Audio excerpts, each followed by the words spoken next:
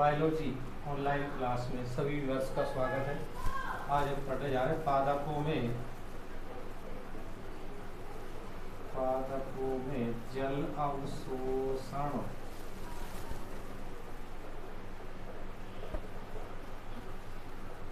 एवं रसारोहण।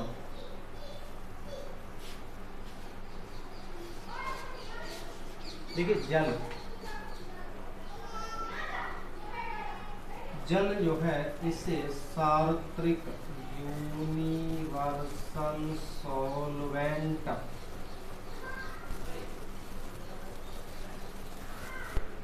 क्या कहते हैं?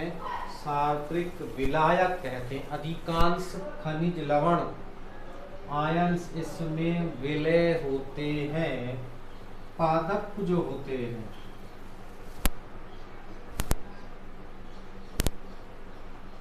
पेड़ पौधों के लिए जल कहाँ से प्राप्त होता है? मृदा से। कहाँ से प्राप्त होता है? मृदा से प्राप्त हो रहा है। और मृदा के अंदर जो जल का स्रोत है, मृदा में जो जल स्रोत है वो क्या है? वर्षा जल। यानी मृदा के अंदर जो पानी उपस्थित होता है उसका स्रोत क्या है? वर्षा जल। देखिए वर्षा जो जल है, तीव्र वर्षा हो रही है। कैसी वर्षा है? तीव्र वर्षा। इसका जो जल है वो अपवाह जल कहलाता है। क्या कहलाएगा? अपवाह जल। कारण क्या है? तीव्र वर्षा का जल बहता हुआ नदी नाला समुद्र इत्यादि में चला जाता है। जबकि जो धीमी वर्षा हो रही है, कौन सी? धीमी वर्षा, इसका जल धीरे धीरे मृदा में अवशोषित हो जाता है। यानी तीव्र वर्षा का जल तो कहाँ है? अपवाह जल हो गया, जो बहता हुआ का नदी नालों से बहता हुआ समुद्र तक पहुंच जाता है। लेकिन जब वर्षा धीमे धीमे होती है तो धीमी वर्षा का जल जो है वो मृदा के अंदर बैठता है। और यही जो जल है वो पेड़ पौधों को उपलब्ध होता है। किसके द्वारा? जल का जो अवशोषण होता है वो किसके द्वारा होता है? मूलों के द्वारा। किसके? मूलों के द्वारा किसका हो रहा है? जल का अवशोषण। अब देखिए मूलों में पाए जाते हैं एक कोशिकीय मूल रोम। क्या पाए जाते हैं? एक कोशिकीय मूल रोम। ये जो मूल रोम है, ये मूल रोमों के द्वारा ही जल का अवशोषण होता है। पेड़ पौधे जो जल मृदा से जो जल प्राप्त करते हैं, मृदा प्राप्त जल या प्राय जल कौन सा होता है? केशिका जल। कौन सा है? केशिका जल। देखिए यहाँ इस प्रकार से मृदा के अंदर जो पानी गया है किससे? वर्षा के स्रोत से। उसमें एक तो होता है केशिका जल और दूसरा कहलाता है गुरुत्व जल। देखिए गुरुत्वीय जल क्या है? पृथ्वी की गुरुत्वाकर्षण शक्ति के कारण पानी धीरे धीरे इस प्रकार से जमीन की गहराई में चला जाता है। ये क्या कहलाएगा? गुरुत्व जल। अब इसके बाद जो यहाँ शेष जल की मात्रा बची है किनके बीच? मृदा कणों के मध्य। देखिए मृदा के जो कण होते हैं इस प्रकार से, इन कणों के बीच में जो खाली स्थान, थोड़ा सा जो रिक्त स्थान है वो एक केशिका नली का निर्माण करता है। बारीक सा जो स्थान रह जाता है उसे क्या कहते हैं? केशिका नली। इसलिए इसको क्या कह रहे हैं?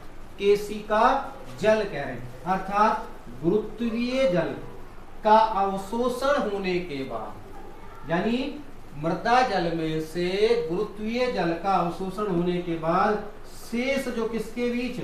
मृदा कणों के मध्य, मृदा कणों के बीच जो जल भरा हुआ है वो क्या कहलाता है? केशिका जल। और यही जल पौधों को प्राप्त होता है।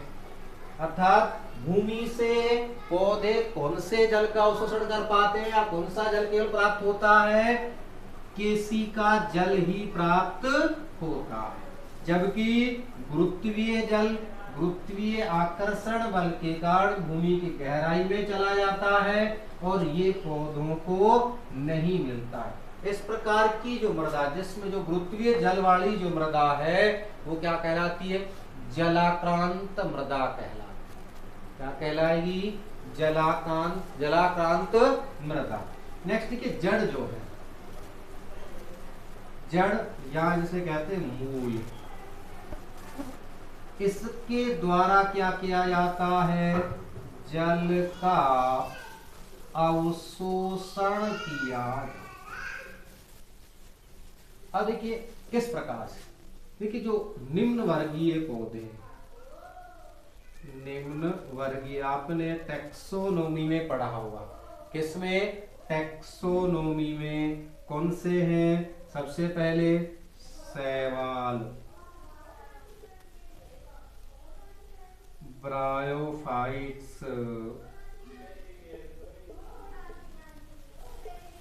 टेरिडोफाइट्स, और कौन से?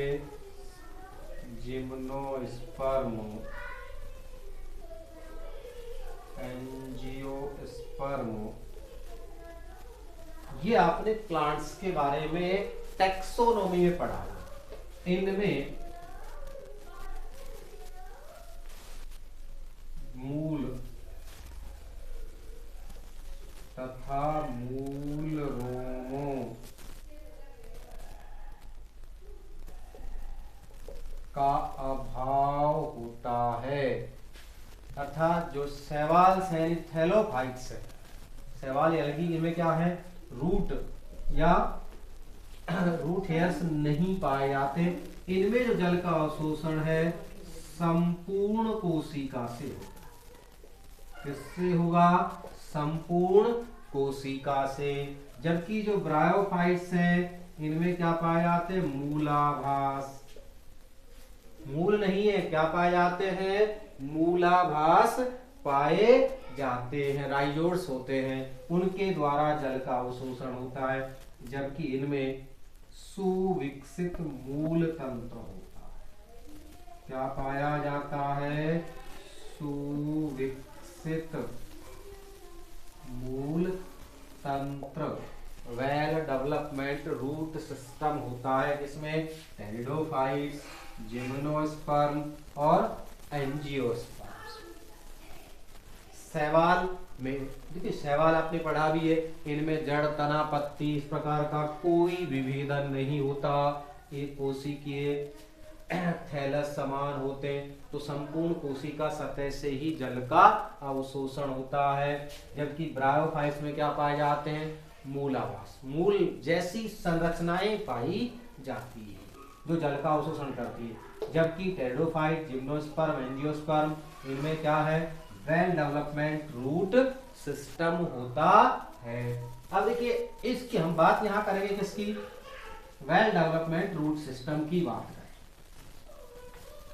आपने पिछली कक्षा में जड़ की संरचना के बारे में अध्ययन किया होगा। जड़ का जो शीर्ष भाग है, इस प्रकार हम बात करें जड़ की, इसके ऊपर यहाँ ऐसी एक संरचना पाई है, आवरण जैसा पाई, इसे कहते हैं मूल गोप। क्या कहेंगे? मूल गोप। ये जड़ का जो वृद्धिशील भाग है, मूल शीर्ष, कौन सा? मूल शीर्ष, उसके ऊपर आवरण पाया जाता है। क्या कहलाता है? मूल गोप कहलाता है। ये जो मूल गोप है जड़ के शीर्ष भाग की सुरक्षा करता, किससे?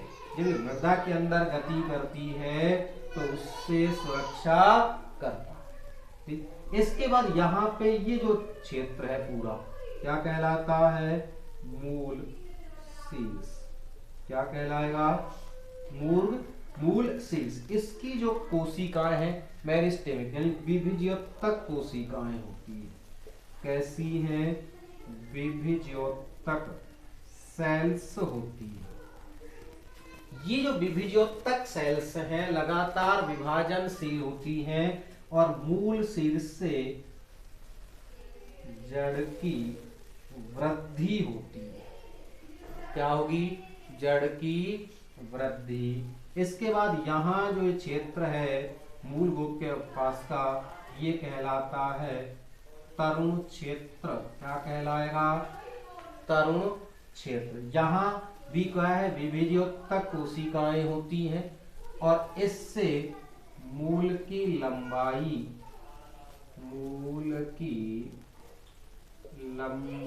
में वृद्धि होती है।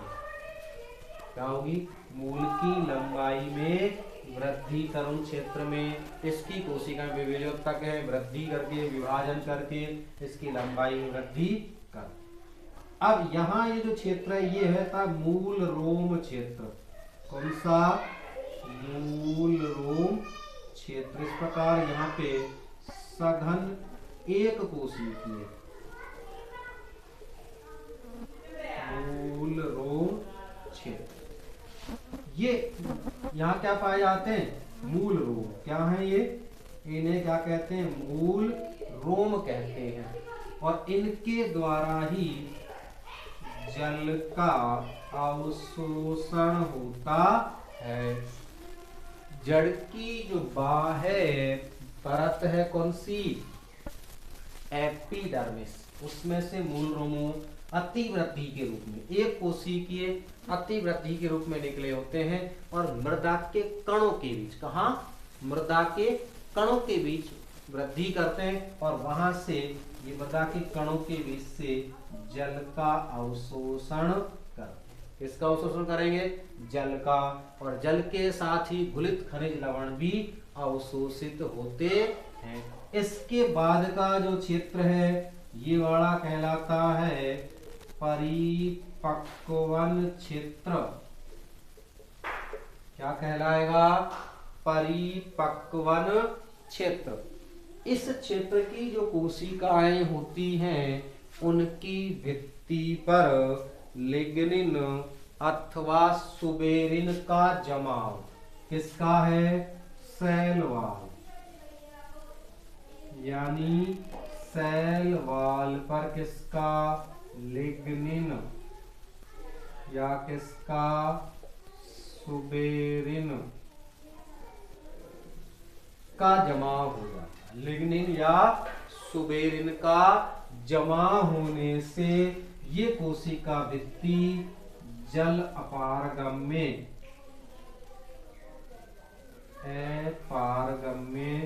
हो जाती है। तो यहाँ परिपक्वन क्षेत्र की कोशिका भित्ति पर लिग्निन या सुबेरिन का जमाव कैसी हुई? जल के लिए अपारगम्य। तो यहाँ से जल का अवशोषण नहीं होता है, ये जड़ को मजबूती प्रदान करता है। तो सबसे जड़ का शीर्ष वाला भाग जो आगे से टोपी नुमा है क्या कहलाता है? मूल गोप। इसके अंदर जो वृद्धिशील क्षेत्र है विभेदयोतकी है, लगातार कोशिकाएं विभाजनशील होती है जिससे जड़ में वृद्धि होती है। क्या कहलाता है? मूल शील। इसके पीछे जो तरुण क्षेत्र है तो ये भी कैसा? विभेदयोतकी है और मूल की लंबाई में वृद्धि करता है। इससे थोड़ा पीछे कौन सा क्षेत्र है? मूल रोम क्षेत्र, जिसपे की एपिडर्मिस कोशिका की जो बाह्य त्वचा है उस पर एक कोशिकीय मूल रोम पाए जाते हैं जो मृदा के कणों के मध्य केशिका जल का अवशोषण करते हैं। इससे पीछे वाला जो क्षेत्र है क्या कहलाता है? परिपक्वन क्षेत्र, जिसकी कोशिका भित्ति जल के लिए अपारगम्य होती है। अपारगम्य क्यों है? जल के अपारगम्य क्यों है? सुबेरिन और लिग्निन के जमाव के कारण। किसके कारण? सुबेरिन और लिग्निन के जमाव के कारण। अब नेक्स्ट बात करेंगे देख जल अवशोषण, यानी जड़ों द्वारा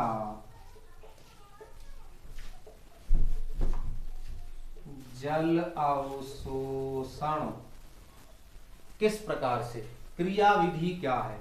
इसको क्रेमर, किसने स्पष्ट किया? क्रेमर ने। क्रेमर ने इसे दो भागों में बांटा है। तो निष्क्रिय अवशोषण, कौन सा? निष्क्रिय अवशोषण।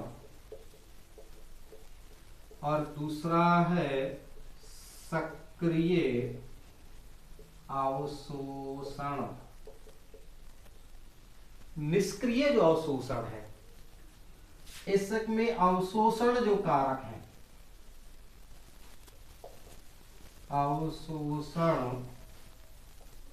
कारक वायवीय भाग, वायवीय भाग जैसे किसमें, प्ररोह पर लगी पत्तियों की पृष्ठ सतह पर। कहां पर होते हैं अवशोषण कारक? वायवीय भाग में, पत्तियों की पृष्ठ सतह पर। जबकि जो सक्रिय अवशोषण है इसमें कहां होते हैं? मूल के, मूल की कोशिका। दूसरा है निष्क्रिय जो अवशोषण है, इसमें मूल तंत्र की भूमिका जल प्रवाह पथ के रूप में होती है। निष्क्रिय अवशोषण में जो रूट सिस्टम है वो केवल जल प्रवाह पथ, वाटर पाथवे का काम करता है, बाकी निष्क्रियता कोई कार्य नहीं करता। इसका अवशोषण जो कारक है कहां पे? पत्तियों की पृष्ठ सतह पर। कैसे? देखिए, पत्तियों से जब वाष्पोत्सर्जन होता है, पत्तियों की जो सतह है इससे क्या होगा? वाष्पोत्सर्जन।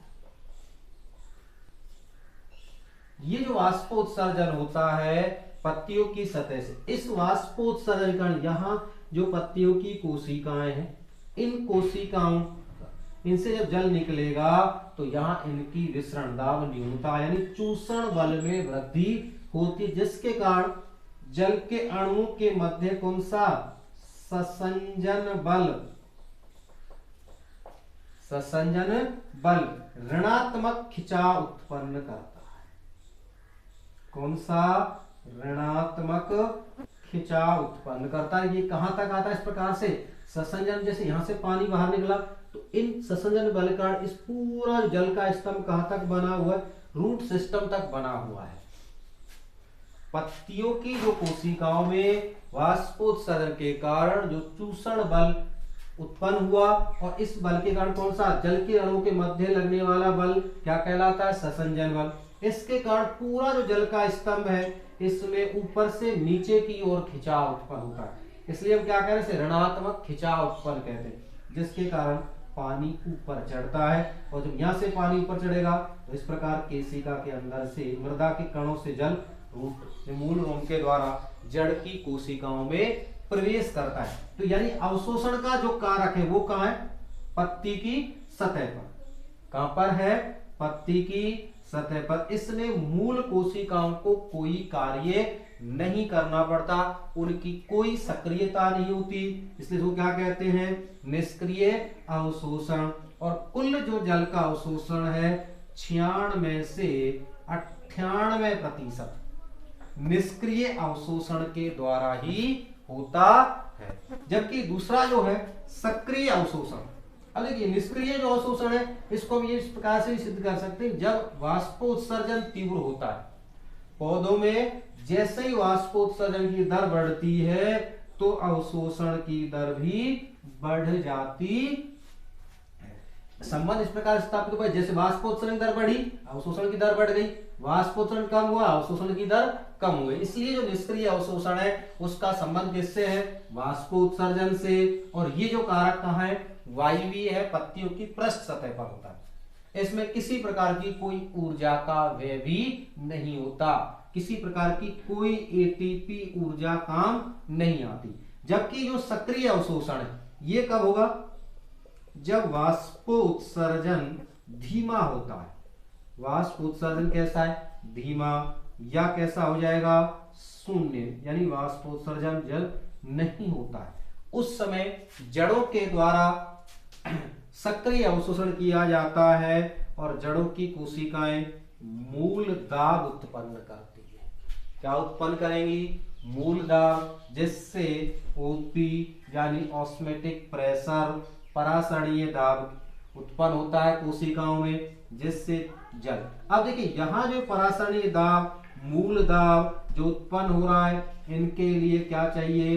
एटीपी ऊर्जा। किसकी आवश्यकता होती है? एटीपी ऊर्जा की आवश्यकता होती है। ये जो ऊर्जा कहां से प्राप्त होगी? जड़ों की श्वसनशील कोशिकाओं से। किससे प्राप्त हो रही है? जड़ों की श्वसनशील कोशिकाओं से एटीपी ऊर्जा उत्पन्न हो रही है। इससे मूल दाब उत्पन्न होता है और तब परासरण दाब के अनुसार मूल रोमों के द्वारा मृदा से जल अवशोषण किया जाता है। तो इसमें देखिए मूल की जो कोशिकाएं वो सक्रिय हैं, एटीपी ऊर्जा काम में आई, इसलिए क्या कहेंगे इसे? सक्रिय अवशोषण। और इसका जो कारक है कहां पे है? मूल की कोशिकाओं में ही होता है। इस प्रकार से 2 से 4% अवशोषण होता है। कितना हो रहा है? 2 से 4% अवशोषण होगा। कौन से में? सक्रिय में। जबकि निष्क्रिय में 96 से 98%। निष्क्रिय अवशोषण का कारक कहाँ है? पत्तियों की पृष्ठ सतह यानी वायवीय भाग पर। सक्रिय अवशोषण का कारक कहाँ है? मूल की कोशिकाओं में। निष्क्रिय अवशोषण में मूल तंत्र निष्क्रिय रहता है, केवल किस में? वाटर पाथवे का काम करता है। जबकि यहाँ पे मूल की कोशिकाएं एटीपी ऊर्जा उत्पन्न करती हैं, उसके कारण मूल दाब और ऑस्मोटिक प्रेशर उत्पन्न होते हैं। इससे जल का अवशोषण होता है। अब देखिए जल का अवशोषण हुआ, जल कहां पहुंच गया? अभी तक मूल रोम में पहुंचा।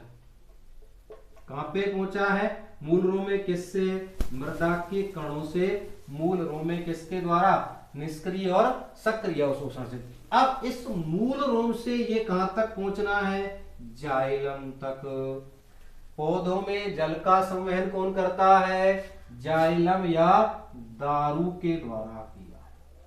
तो यहां से जो यहां तक पहुंचना है, इसके 3 पथ हैं।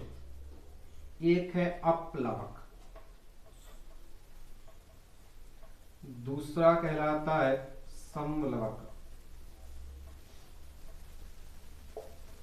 और तीसरा है रसधानीय। इसे कहते हैं एपोप्लास्ट, इसे कहते हैं सिम्प्लास्ट और यह है वेस्क्यूलर। ऐसे 3 पथ हैं, अपलवक, समलक और रसधानी। यानी कहां से? मूल रोम से हमें कहां तक पहुंचाना है? जल को जाइलम तक पहुंचना है। इसके कितने पथ हैं? 3। कौन कौन से? एपोप्लास्ट, सिम्प्लास्ट और वेस्क्यूलर। एक एक की बात करेंगे। सबसे पहले बात करेंगे एपिब्लास्ट या अपलवक की। किसकी? अपलवक। देखिए इसमें जो जल का संवहन होता है, जल का संवहन यानी जो संवहन कहें या क्या कहें, प्रवाह जो हो रहा है कहां से? मूल रोम से। हम यहाँ केवल किसकी बात कर रहे हैं? मूल रोम से लेकर कहां तक? जाइलम तक। और जाइलम कौन सा? जड़ के जाइलम तक, मूल के जाइलम तक जो हो रहा है, ये जो प्रवाह होता है किसके द्वारा? कोशिका भित्ति। किसके द्वारा? तो कोशिका भित्ति तथा अंतरा कोशिकीय अवकाशों के द्वारा। किसके द्वारा हो रहा है? कोशिका भित्ति और अंतरा कोशिकीय अवकाश। देखिए कोशिका भित्ति क्या है? कोशिका के चारों ओर जो सेलुलोज का जो आवरण होता है वो क्या? कोशिका भित्ति। ये निर्जीव होती है। कैसी है? निर्जीव। अंतरा कोशिकीय अवकाश 2 सन्निकट या पास पास जो वाली कोशिका है, जैसे एक कोशिका ये है, दूसरी कोशिका मैं कह रहा हूं ये है, इनके बीच में जो खाली जगह है, ऐसे बीच में ये खाली जगह हो गई, तो ये कहलाता है अंतरा कोशिकीय अवकाश। इससे जो हो रहा है तो ये भी कैसा है? निर्जीव है। इसलिए इसको क्या कहते हैं? निर्जीव पथ कहते हैं। कैसा है, निर्जीव पथ है। और किससे हो रहा है, कोशिका भित्ति और अंतराकोशिकीय अवकाशों से। इसमें जो बाधा है, आंतरिक जो बाधा, कौन सी, आंतरिक बाधा न्यूनतम होती है। कैसी होती है, न्यूनतम, क्योंकि पथ कैसा है, निर्जीव। दूसरा जो पथ है समलवक, कौन सा, समलवक या सिम्प्लास्ट, जिसमें जो जल संवहन होता है किसके द्वारा, जीव द्रव्य के द्वारा। किससे हो रहा है, जीव द्रव्य से हो रहा है। अब जीव द्रव्य से हो रहा है तो ये कैसा हो गया, सजीव हो गया। कैसा है, सजीव है। देखिए सन्निकट जो पास पास वाली कोशिकाएं हैं, इनके बीच में इस प्रकार के प्लाज्मोडेस्मेटा पाए, क्या पाए जाएंगे, प्लाज्मोडेस्मेटा या जीव द्रव्यक तंतु। इनके द्वारा आपस में दोनों जो सन्निकट कोशिकाएं, पास पास वाली कोशिका, उनमें संबंध किसके द्वारा है, प्लाज्मोडेस्मेटा यानी जीव द्रव्यक तंतुकों के द्वारा संबंध है। इनके द्वारा जल जो है एक कोशिका से दूसरी कोशिका में जा रहा है। तो ये कैसा पथ है, सजीव पथ होता है।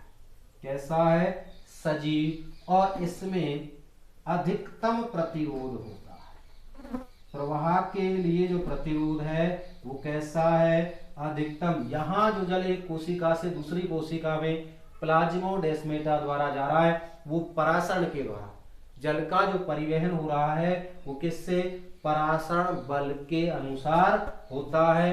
अधिकतम प्रतिरोध है, पथ कैसा है, सजीव। किसके द्वारा हो रहा है परिवहन, प्लाज्मोडेस्मेटा के द्वारा। तीसरा है कौन सा, रसधानीय। किस प्रकार का है, रसधानी। ये जो पथ है कोशिका में देखिए क्या पाई जाती है, टोनोप्लास्ट यानी रिक्तिकाएं और रसधानियां पाई जाती है। यहाँ जो पारगमन हो रहा है, जो गमन और किससे, कोशिका झिल्ली से किसमें गया, रिक्तिका में। रिक्तिका से रसधानी से होता हुआ एक कोशिका से दूसरी कोशिका में प्रवाह होता है। तो इस प्रकार से जल का जो मूल रोम से जाइलम तक प्रवाह हुआ है, एक कौन सा, एपिब्लास्ट है। किसके द्वारा, कोशिका भित्ति और अंतराकोशीय अवकाशों से, निर्जीव पथ है, बाधा न्यूनतम है। सिम्प्लास्ट में प्लाज्मोडेस्मेटा के द्वारा सजीव और अधिकतम बाधा है। और तीसरा है रसधानीय, जो कि टोनोप्लास्ट और रसधानी के द्वारा एक कोशिका से दूसरी कोशिका में होता है। धन्यवाद।